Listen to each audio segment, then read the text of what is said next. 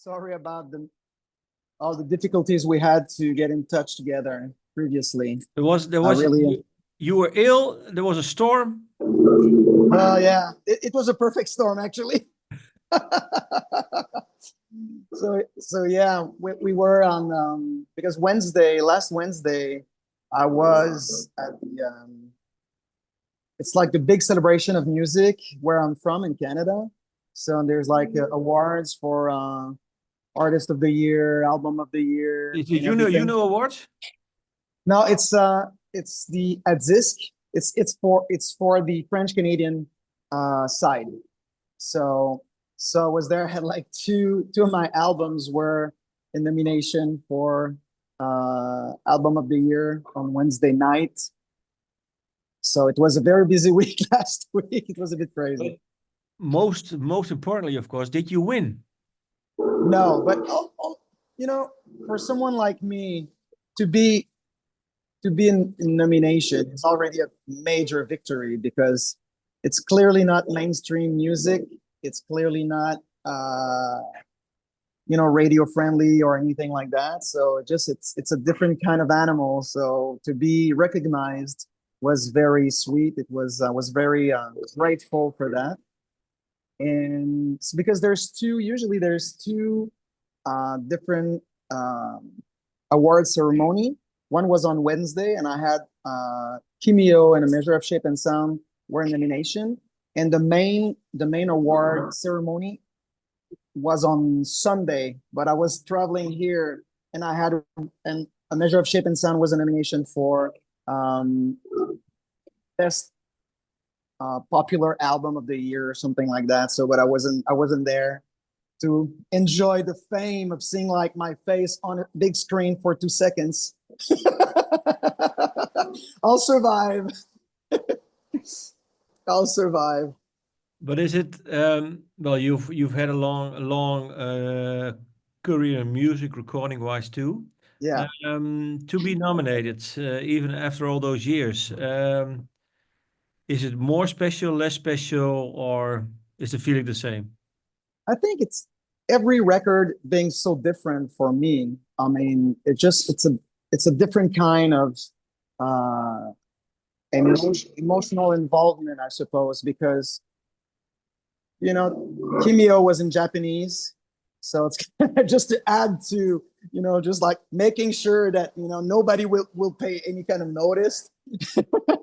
And A Measure of Shape and Sound was was instrumental, was like assemblage of loops and stuff like that. It was more meditative kind of album. So for me, for people to recognize that, and I'm not only talking about the industry, I'm talking about the people, because the way it works, you need to be recognized by your peers, but you need also to relate to the people. And for me, the real victory in all of this, it's to connect with people.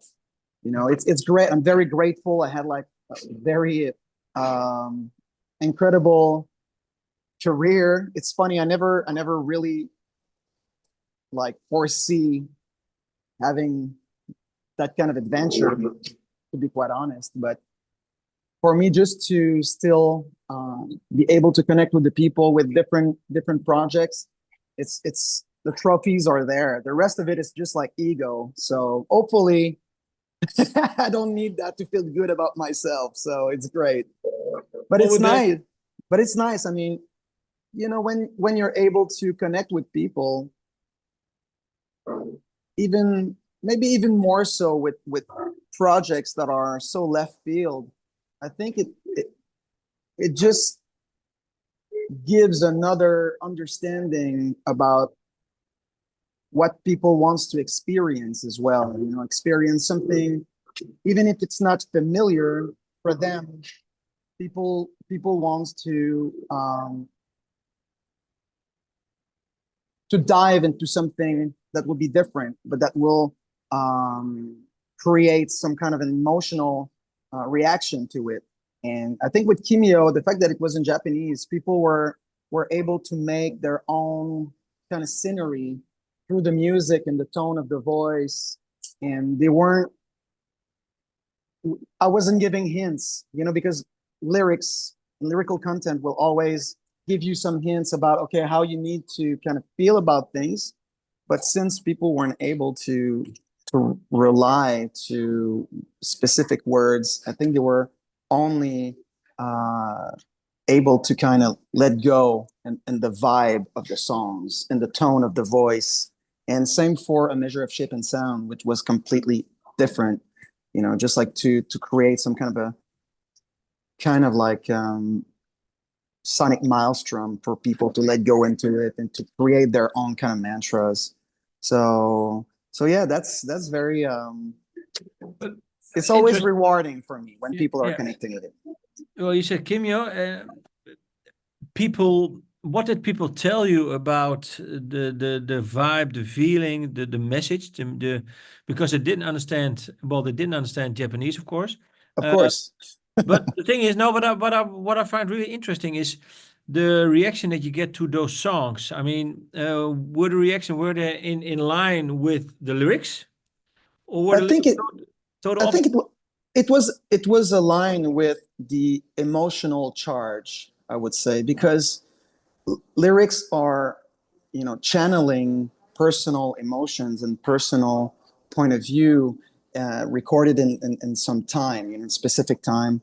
And the fact that people weren't able to relate to to kind of pinpoint what those songs were about lyrically, I think that it just got back to the sensations of those songs. And I was very surprised and very moved and touched because I was able to rediscover those songs through other people's eyes and how they were just like completely abandoning themselves in that record.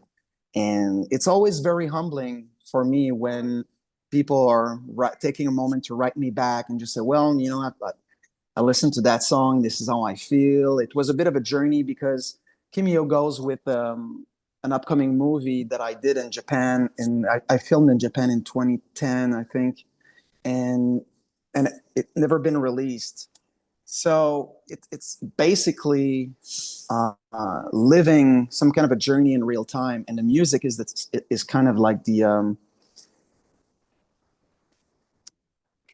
it's like the map of that movie, I would say. And people were just so enthusiastically discovering that.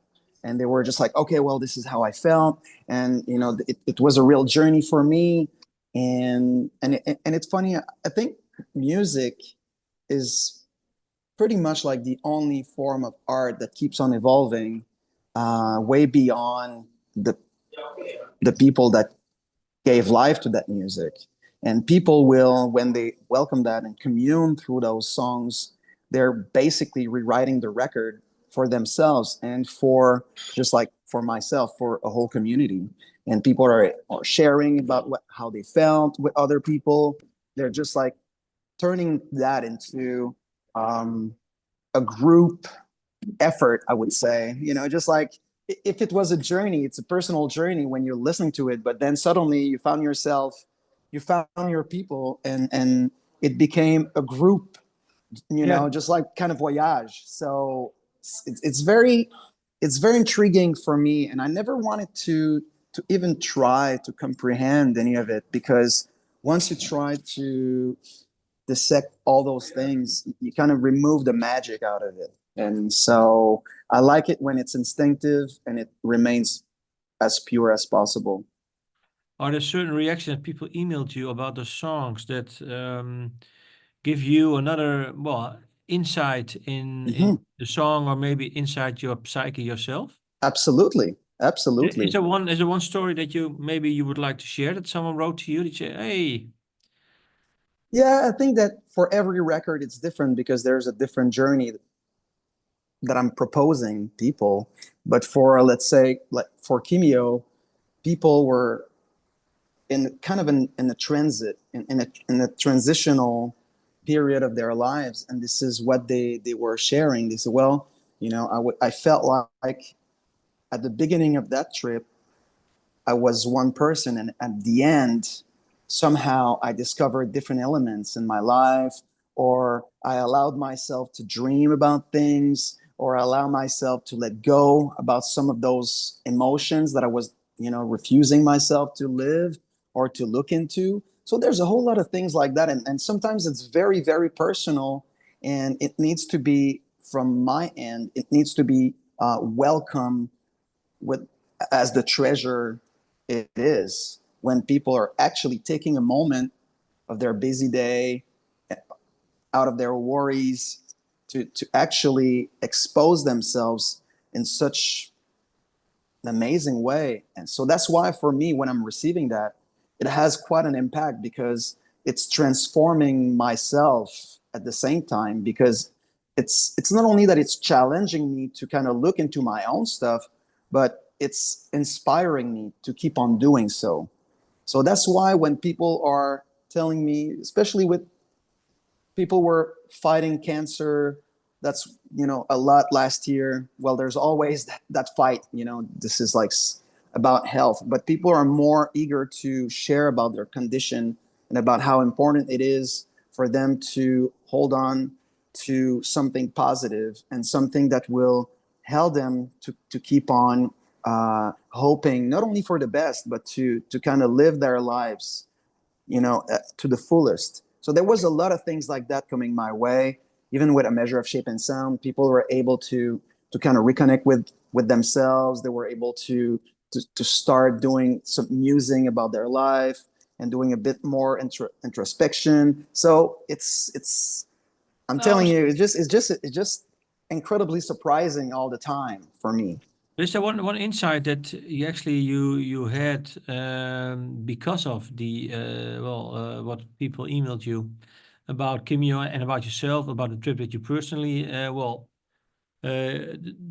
trip that you personally had while recording the Mm. album, and then people email you, and then is the one insight that you got afterwards that you say, well, indeed, maybe I was experiencing this. Maybe I wanted to come to terms with that. Is there one story about Kimio that, in hindsight, you say, well, maybe for me, the album, when I made it, I wasn't aware, but afterwards, I was. But Kimiyo came in a season that was very, in itself, very particular for me, because I just survived a heart surgery that went terribly wrong, Hmm. and I had two grafts and stuff, and so I was recovering, and it was not going very well. I had lost my voice. Most of the specialists were telling me that I would probably never set foot on a stage ever again. So it was a very dark period for me. And Kimiyo, and the name Kimiyo means rebirth, and in a very poetic way in Japanese. And for me, what I realized when I was working on this record and being completely, feeling like I didn't had much to offer to that record.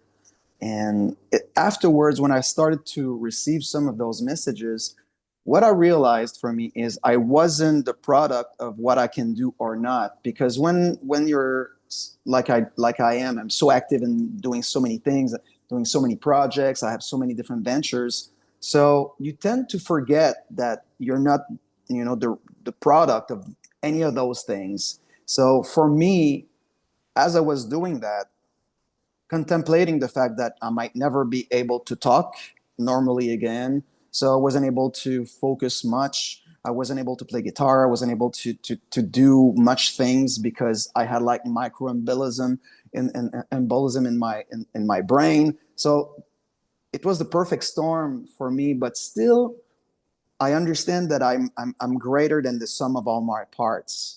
And I wasn't allowing myself to be depressed, and I wasn't able allowing myself to be defined by that situation, because so many other people are living their own challenges. That was mine.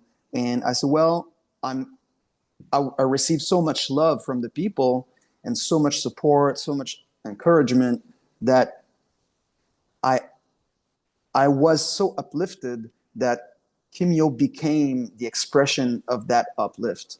And after that, it's it didn't really get to me when I was doing that, because I was so limited, and I was so grateful to be surrounded by Ben, who's part of my band, who was producing the record. I was working with Momoka, was very, she became Kimiyo in many ways. So for for a very long time, I wasn't the center, like, of all the energy going on in the room.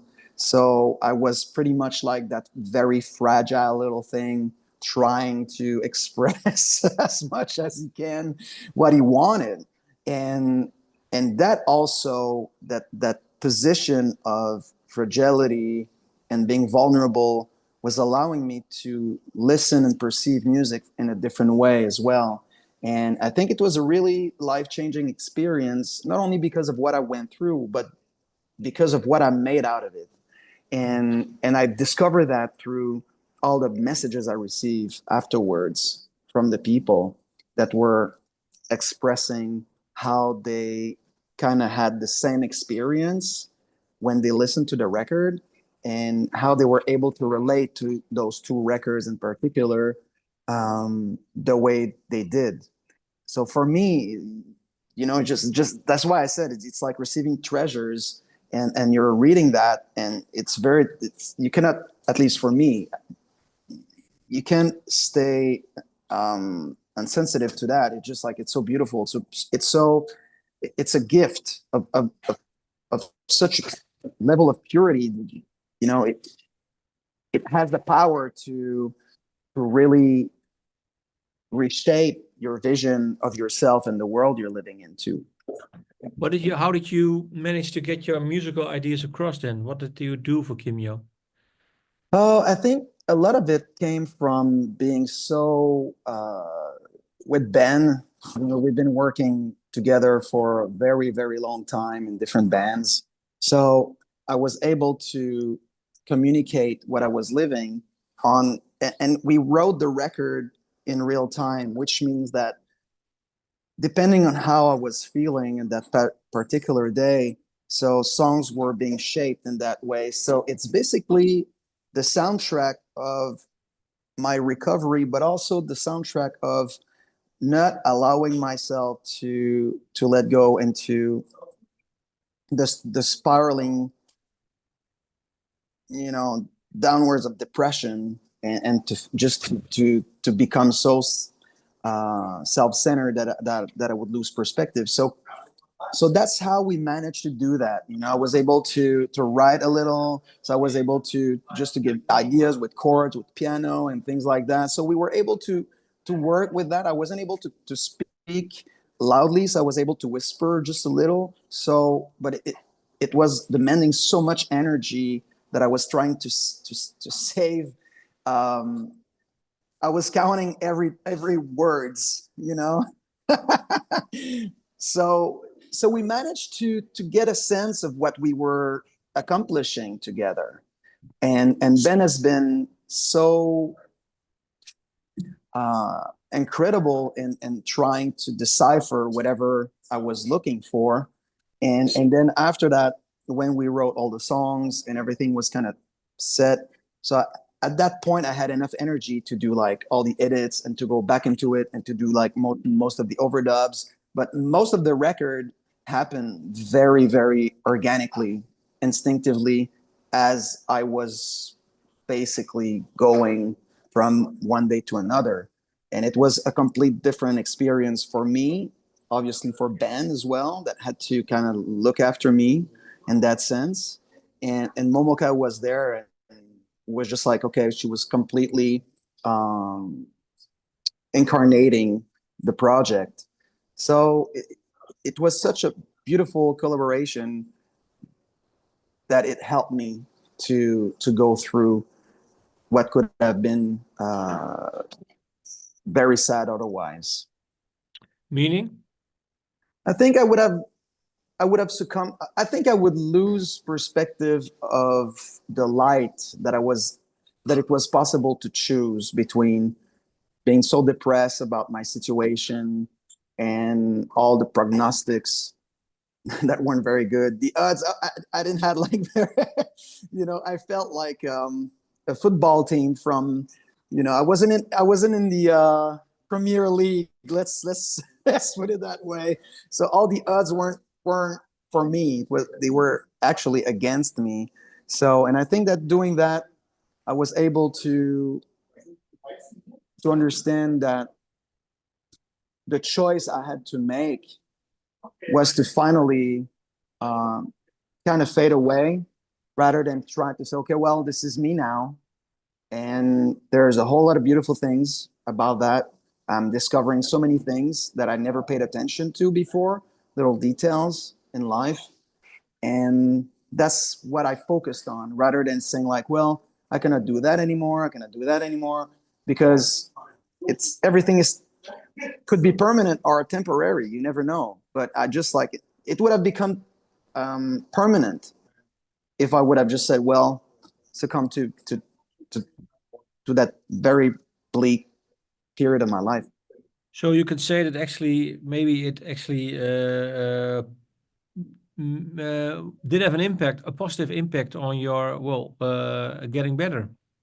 Absolutely. I don't think I would. I don't think we would be. I don't think I would talk to you right now if it wasn't for that those two records. But mainly from that period of time where I was allowing myself to be vulnerable. Because that's the thing. Also, when you're always been, at the center of everything, always been pretty hands-on and very active, and suddenly you're just someone trying to maintain just enough energy, to keep on going. You're basically becoming like a fixture in the room. And then at some point people are turning to you just for a sign of approval or something like that, just to out of probably like of love, saying like, yeah, we know you're there, Alex, you're still here, that's cool.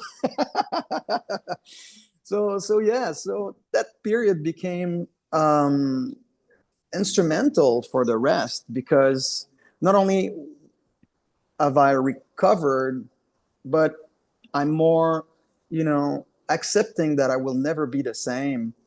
Was also very important for me to appreciate everything now. So that was a big step for me. Well, well, I don't know if you want to share your whole medical history, but uh, what did you? So you made those albums. When did you actually start to maybe actually speak and to sing again? And I was able to speak 4 months after the surgery, and so a little bit more. And then it wasn't that much about singing. It was the fact that I I had lost so much memories that I wasn't able to to differentiate one song from another at some point. So songs that I play like for so long, and we were starting slowly to rehearse, and the rest of the guys, they were very nice, not showing me how you know how concerned they were, because I was very confused. And then I was like, okay, well, this song. So I was starting to sing other lyrics, and people were very like patient with me. No, it's not this one, Alex. Okay, well, sorry, we should have give you some time and just to guide you a little bit more, because there was so many things that were just mixed up in my brain. So I had to kind of reassess pretty much everything and to relearn most of those things that were just very instinctive to me. And that was tough, is man, it? emotionally.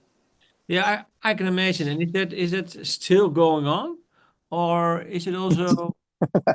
Well, my friends would say, now that I'm safe, they would laugh, saying like, yeah, it happens like a lot. Like moments of just like nonsense. But it's like, you know, like everything in life, you need to accept it, and you need to work on, you need to work more and more about it. So I'm a bit less confused as I used to be, but I'm even more strange. I'm stranger than I used to be. So I guess there's there's give and take here. Well, but being strange is good for your music, of course. Absolutely, absolutely. I'm a bit more avant-garde than I ever been. That's for sure as a person. But yeah, you know, and again, you deal with what you have during the day, and that was the biggest challenge for me because you know we were playing like 3 hour set, and there, you know, I was pretty much I was like an athlete, very disciplined, very you know focused, and now I needed to find a different way to let go in those songs.